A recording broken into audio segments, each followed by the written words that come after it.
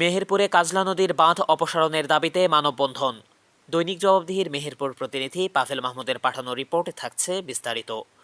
মেহেরপুরের কাজলা নদীতে বাঁধ দিয়ে মাছ চাষের প্রতিবাদে মানববন্ধন করেছে নদী সংলগ্ন 3টি গ্রামের সাধারণ মানুষ। বৃহস্পতিবার বেলা 11টার দিকে মেহেরপুর জেলা প্রশাসকের কার্যালয়ের সামনে এ মানববন্ধন অনুষ্ঠিত হয়। মানববন্ধনে নেতৃত্ব দেন পিরোজপুর ইউনিয়ন পরিষদের সদস্য আসাদুল ইসলাম। এ সময় এলাকার গণ্যমান্য ব্যক্তি, রাজনৈতিক ব্যক্তিত্ব, জেলে সম্প্রদায় ও সাধারণ মানুষ মানববন্ধনে অংশগ্রহণ করে। কাজলা নদী সংলগ্ন টুপলা ও ন্যাংরো বিলের মাছ চাষের আড়ালে নদীতে বাঁধ দিয়ে প্রবাহিত স্রোত বাধাগ্রস্ত করছে বলে অভিযোগ করে গ্রামবাসী।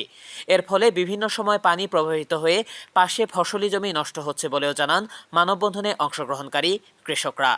নদী বাঁচাতে ও ফসলি জমি রক্ষায় অবৈধ বাঁধ অপসারণ করে জনসাধারণের জন্য উন্মুক্ত করে দেওয়ার দাবি করা হয়। পরে জেলা প্রশাসক বরাবর ঘটনার বিবরণী দিয়ে স্থানীয়দের দাবি বাস্তবায়নের লক্ষ্যে একটি স্মারকলিপি প্রদান করা হয়।